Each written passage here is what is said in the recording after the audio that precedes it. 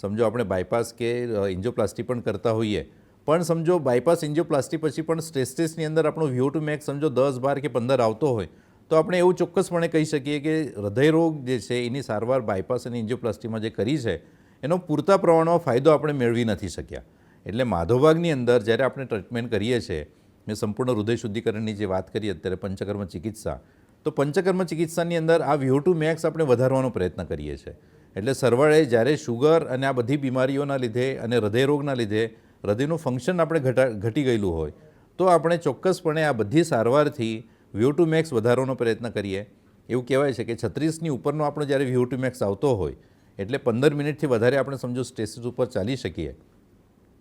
અને એ દરમિયાન સમજો હૃદયરોગની અંદર જ્યારે આપણા હૃદયના ધબકારા વધતા ના હોય, કંટ્રોલ મેનરમાં ધબકારા સમજો રહેતા હોય, બ્લડ પ્રેશરનો રિસ્પોન્સ આપણો સારો રહેતો હોય, ગ્રાફની અંદર જે ઇસ્ચેમિયા આપણે દેખાતા હોય એ ઇસ્ચેમિયા સમજો આપણે ઘટાડી શકીએ તો ચોક્કસપણે આપણે એ VO2 મેક્સ એટલે ફંક્શનલ કેપેસિટી જે છે એ શરીરની વધારી શકીએ અને હૃદયને મજબૂત કરી શકીએ.